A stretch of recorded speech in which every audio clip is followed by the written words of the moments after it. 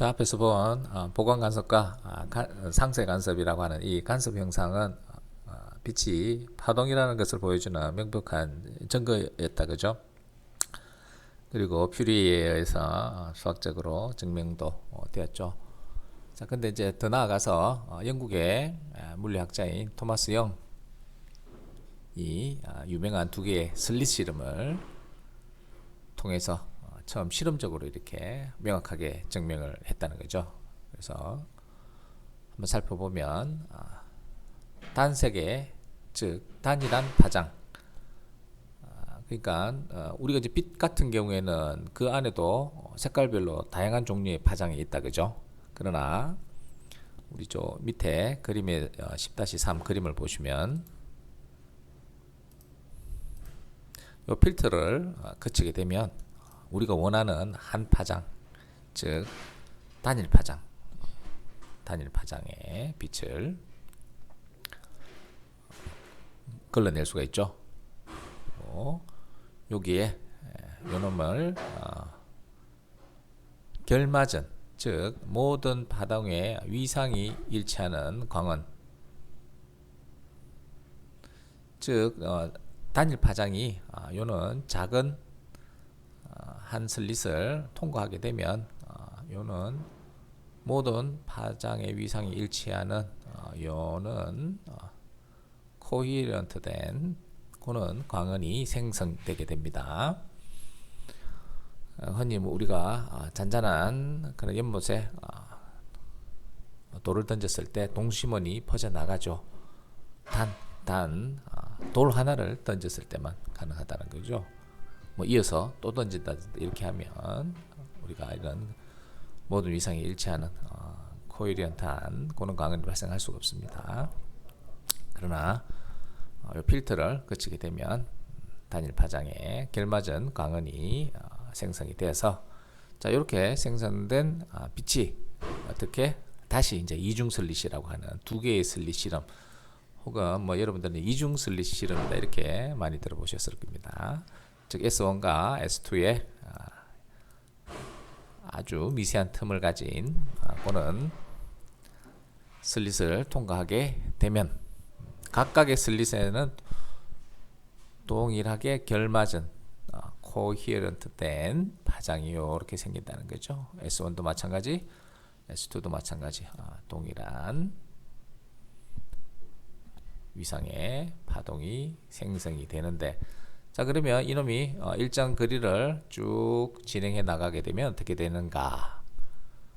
어떤 부분은 보강이 되고 어떤 부분은 상쇄가 되는 현상이 관측이 된다는 겁니다. 자, 이 실험에서 우리 강원이라고 하는 요놈은 이제 보통 전구에다가 컬러 필터를 부착하게 되면 한 색만 이렇게 나오게 되는 거다, 그죠? 그래서 하나의 색깔과 방향성을 가진 그런 빛을 생성시키고, 그리고 S1과 S2의 두 슬릿에서 나오는 빛의 파동은 다양한 정도로 간섭이 생기게 된다, 그죠? 이렇게 우리 지금 그림에서 교차하는 수많은 점들이 있다, 그죠? 그래서 이 두 슬릿으로부터 파동이 이동한 거리가 달라서 위성차가 이렇게 발생하기 때문에 그런 간섭 현상들이 관측이 됩니다. 그렇게 해서 두 파동 사이에 생기는 간섭이 빛의 진행 방향과 수직으로 놓여있는 요는 이제 스크린이다, 그죠? 오른쪽에 있는 요 스크린에다가 딱 관측을 해보면 어떻게 되는 거 하니, 요렇게 어두운 부분, 밝은 부분, 어두운 부분, 밝은 부분, 이렇게 어두운 부분, 밝은 부분 이렇게 교차를 하면서 스크린상에 띠가 이렇게 교대로 나타난다는 겁니다. 물론 이때 밝은 띠는 요 강원으로부터 거리가 멀어짐에 따라서 밝기 자체는 줄어들게 됩니다.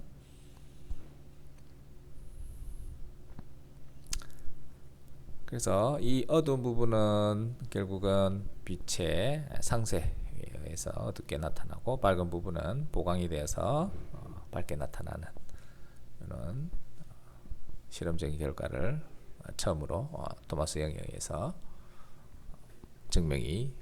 자, 그리고 맥스웰이 나오는데 좀 언급하겠지만 이 맥스웰은 4개의 방정식을 가지고 이 빛이란 놈은 전기와 자기가 합쳐져 있는 그런 전자기 복사의 한 형태를 가진다는 걸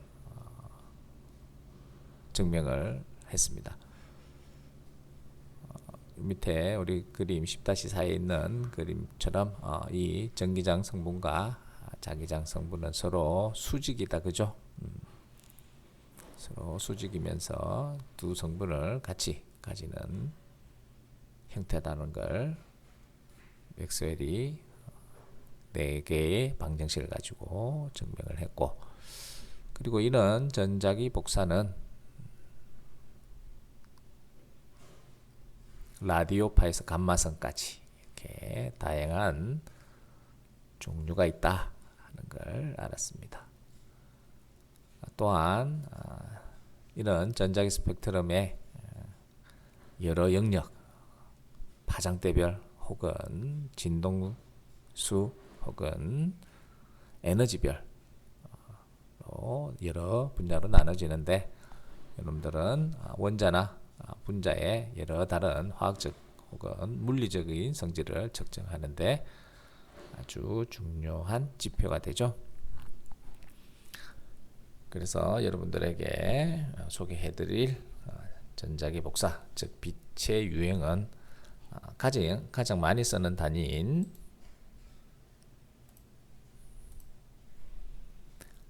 파장을 가지고 에너지와 이렇게 비교를 해서 많이들 설명하고 있죠. 그리고 당연히 종류를 아셔야 될 것입니다. 먼저 우리 눈에 보이는 영역인 가시광선이다, 그죠? 이것도 한자말이죠. 가능할 가짜에 우리가 시각을 나타낼 때 시다, 그죠? 눈으로 볼 수 있다는 말이 가시라는 의미다, 그죠? 눈으로 볼 수 있는 광선이라는 말이죠. 자, 요 가시광선의 영역은 우리가 알고 있는 빛이 가지고 있는 복사선의 종류 중에서 하나지만, 요 가시광선의 해당 영역은 생각보다 좁다, 그죠? 우리 교재에서는 400에서 한 750 나노까지 이렇게 영역을 우리가 가시광선이다 이야기를 한다, 그죠? 조금 엄밀하게 이야기하면 우리가 380에서 어떤 데는 780, 750 이렇게도 나누고, 왜냐하면 이제 근적외선과 근자외선 영역도 어떤 곳에서는 조금 구분을 해야 될 때가 있죠. 그래서 우리는 이제 앞으로 이 교재를 바탕으로 해서 가시광선은 400에서 750 나노다 요 정도 통일을 하는 걸로 할 겁니다. 그러면 저는 이제 혹시 이제 강의를 하다가 380에서 700 나노 혹은 800 나노 이렇게 이야기를 할 수도 있습니다. 엄격하게 구분은 하진 않겠지만,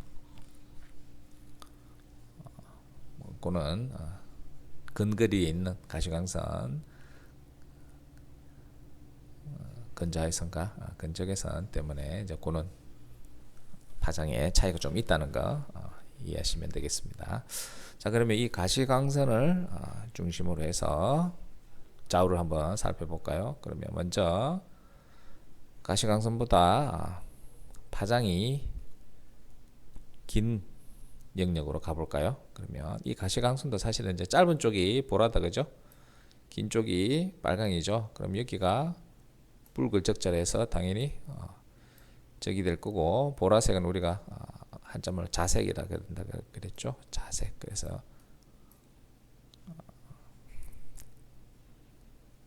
자색의 바깥선이기 때문에 바깥쪽이라서 이제 자외선으로 표시하고, 마찬가지로 적색 빨간색의 바깥쪽이기 때문에 적외선이다 이렇게 용어를 쓴 거죠.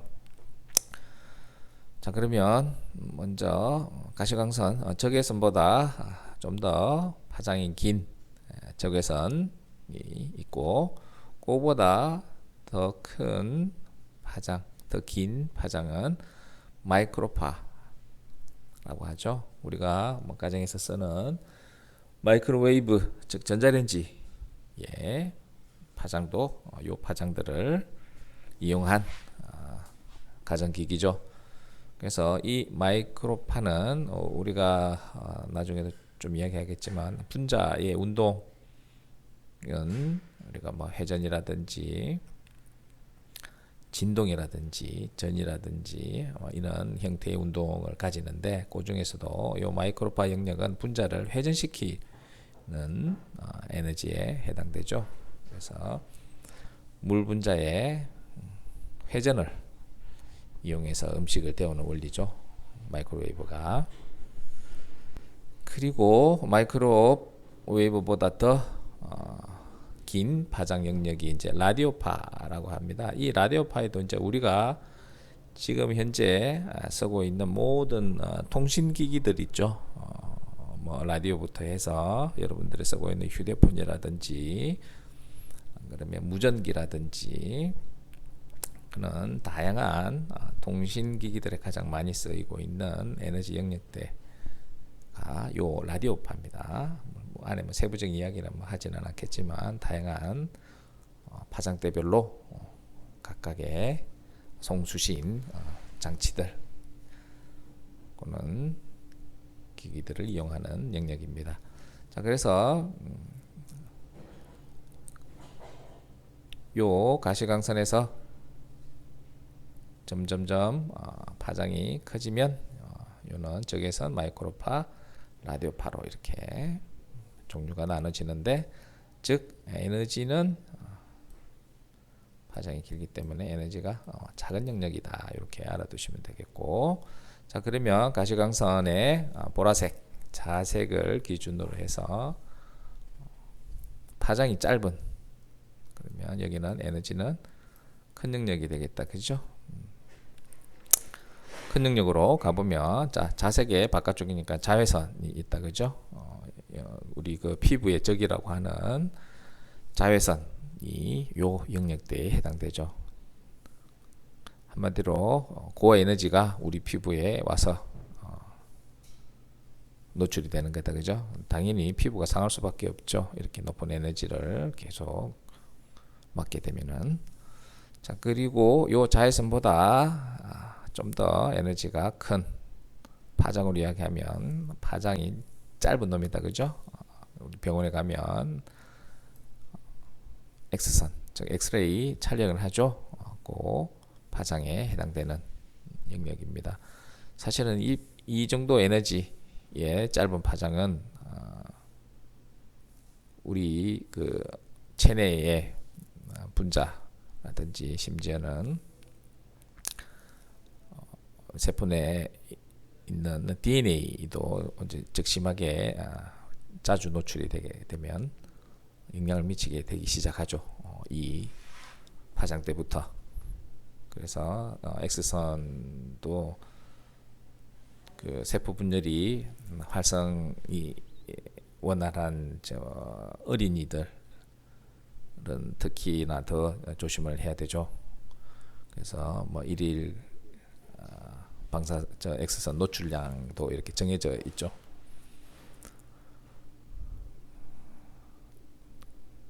그리고 병원에 가보면 그 이제 X선 촬영 그 방사선사 기술사들이 이렇게 앞쪽에다가 앞치마 같은 걸 입고 있는데, 거기 보면 이제 이 X선이 통과하지 못하게 납으로 된 그런 앞치마 같은 조끼를 입고 반드시 촬영을 해야 되죠. 자, 그리고 이 X선보다 이제 훨씬 더 에너지가 큰, 다른 말로 하면 파장이 훨씬 짧은 100배나 짧다, 그죠? 이거는 이제 감마선, 이건 이제 거의 핵분열에 의해서 우리가 관측할 수 있는 가장 큰 전자기 복사선의 일종입니다. 그래서 뭐 흔히 말하는 이제 방사선이라고 하죠. 방사선은 뭐 우리 인체에 미치는 영향, 악영향이 뭐 이루 말할 수가 없죠. 그러나 이 소량과 그리고 소량을 이용해서 우리 체내의 신체 장기의 그런 변화라든지 이런 걸 또 확인할 수 있는 의료 장비에서 이제 가장 많이 사용되고 있죠. 이렇게 해서 이 복사선의 종류는 파장과 에너지를 가지고 구분할 수 있다는 거 정확하게 한 번 더 기억하시길. 자, 이제 우리 교재로 돌아와서 가장 먼저 나와 있는 전자기파와 그 상호작용에 대해서 같이 한번 살펴보겠습니다. 자, 우리가 앞에서 살펴본 전자기파, 즉 빛은 움직이는 전하가 속도와 방향을 바꿀 때마다 발생을 한다. 즉 움직이는 전하, 우리는 흔히 이제 전자라고 하죠. 음전하를 띠는 전자가 속도나 방향을 바꿀 때마다 이 전자기파가 발생이 됩니다. 자, 이는 패러데이 그리고 맥스웰이 19세기에 이론 체계를 세우고 헤르츠라고 하는 과학자에 의해서 실험적으로 증명이 된 실험 및 수학적으로 이렇게 증명이 된 전자기 법칙의 결과입니다. 그리고 이 세 과학자가 우리 전자기 법칙을 발견하고 기여하고 뭐 증명한 데 대한 간략한 이야기는 이어서 살펴보도록 하겠습니다. 자, 이러한 원리는 이제 때때로 양자 효과에 의해서 약간 수정되기도 하였다. 즉 이때까지는 오직 빛이 가지고 있는 파동성만 가지고 이렇게 과학자들이 실험적으로 증명하고 확인도 하고 그렇게 했었죠. 앞에 살펴본 바와 마찬가지로. 그러나 양자 효과, 즉 빛이 가지는 입자성까지 부여가 되고 그리고 결국은 빛은 이중성을 가지는 거죠. 파동성과 입자성을 동시에 이렇게 가진다는 걸 알게 됨으로 인해서 약간은 이제 수정이 되었죠. 그러나 아직까지도 빛이 가지고 있는 파동성은 명확하기 때문에 그 파동성을 가지고도 우리 전자기파를 훌륭하게 설명할 수가 있죠. 자, 그러면 우리가 알 수 있는 전자기파에 관한 가장 친숙한 일상의 예, 저는 아까 뭐 마이크로웨이브를 들었는데 그보다 더 우리 교재를 서술한 저자는 저보다 뭐 조금 나이가 있는 사람인 것 같은데 라디오 송신 안테나를 예를 들어놨다, 그죠? 자, 우리가 앞에서 본 전자기파의 종류, 파장과 그리고 에너지를 가지고 간략하게 이야기했었죠. 제일 긴 파장에 낮은 에너지를 가지는 라디오파가 있었죠. 우리가 알고 있는 무선 통신부터 해서 방송, 무전 이런 방송과 통신을 이렇게 아우르는 모든 파장대가 여기에 해당된다, 그죠? 자, 이 라디오 송신 안테나는 우리 그림으로도 나타나 있습니다. 안테나에서 전선에 전류를 이렇게 걸어주게 되면 진동하는 전하 또는 전류가 방사상으로 뻗어나가는, 즉 빛이 이렇게 빛에 해당되는 전자기파가 이렇게 발생이 된다는 거다, 그죠? 우리 방사상이라고 하면 레디알이라고 우리 양자에서 우리가 방사 방향 파동함수, 뭐 각 방향 각 파동 함수 이렇게 이야기를 했을 텐데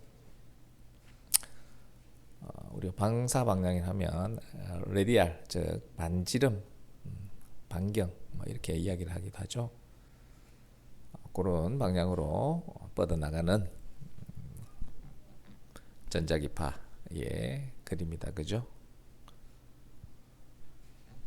자, 이때 이 전자들이 전선에서 위아래로 진동을 할 때 전자들은 진동하면서 서로 수직인 전기장과 자기장을 만든다. 우리 앞에 그림에서도 보셨죠? 전자기파는 전기장과 자기장이 수직인 서로 수직인 형태로 일정한 방향으로 이렇게 진행을 하는 거죠. 그래서 이런 경우에는 주파수 물론 우리가 앞에서 보았던 파장 그리고 그 밑에 있었던 진동수다. 그죠? 진동수 혹은 이제 주파수는 이제 동일하게 씁니다. 주파수가 사실은 이제 진동하는 횟수에 해당되죠. 그래서 진동을 일으키는 전기 회로의 공명 주파수에 의해서 결정이 되는 형태로 이제 먼 거리에서도 전자기파를 수신만 할 수 있으면, 즉 우리가 라디오 여러분들 좀 익숙하지 않은 그런 기기 중에 하나인데, 옛날에는 사실은 TV가 없던 시절에 처음 이 라디오라고 하는 이 그때 당시에 최신 그 신문물이었죠. 엄청난 사람들에게 충격을 주었죠. 방송국에서 보내는 특정한 진동수의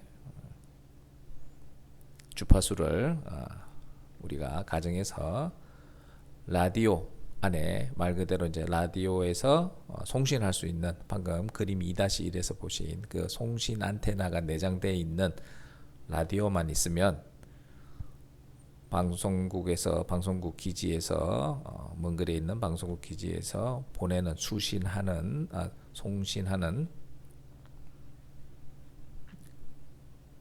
특정 주파수가 라디오에 있는 안테나와 공명을 하게 되면 그것이 간단한 변환 장치를 거쳐서 소리로 이렇게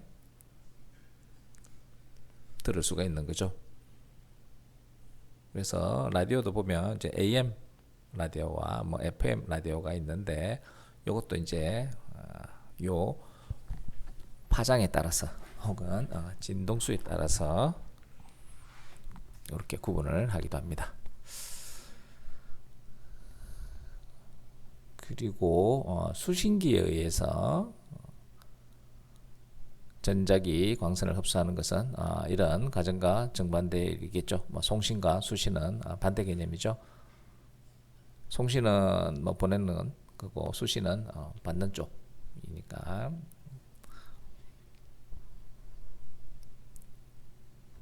진동하는 전자기파가 적합한 안테나를 만들게 되면 진동전화 혹은 전류나 자기쌍극자라고 하는, 우리 이제 다이폴은 우리 화학을 하면서 접해본 용어죠. 자기쌍극자 혹은 이 두 개가 동시에 안테나에 의해서 공명을 일으키게 되면 공명 주파수에 의해서 소리 형태로 이렇게 바뀌게 된다는 거죠. 그리고 전자기 에너지의 이러한 흡수는 안테나가 입사복사선의 주파수 또는 그 주파수의 상음이라고 오버톤과 일치하도록 이렇게 조율이 될 때, 즉 가장 많이 보강될 수 있도록 상쇄간섭이 되어버리면 우리 앞에서 봤듯이 진폭이 제로가 되어버리죠. 그러나 최대한 센 진폭의 전자기파를 흡수하게 되면 또렷한 정확한 그런 음성이나 노래를 이렇게 들을 수가 있는 거죠. 그런 과정을 이제 오버톤이다 이렇게 이야기를 합니다. 주파수를 일치시키는 과정. 그래서 또 여러분들은 뭐 지금이야 뭐 디지털화로 버튼을 누르면 우리 지금 우리 주위에서 눈에는 보이지 않지만 어마어마한 많은 이런 주파수를 가진 무선 전자기파들이 혼재해 있죠. 왜냐하면 모든 개인들이 휴대폰을 다 들고 다니고 있고, 그리고 무선으로 송수신하는 다양한 장치들이 우리 주위에 존재하고 있기 때문이죠. 그래서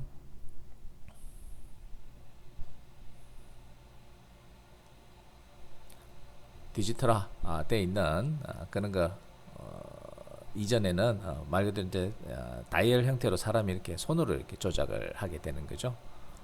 그런 과정이 이는 조율하는 과정, 즉 오버톤을 시키는 그런 과정이다 이렇게 이해해 주시면 되겠습니다.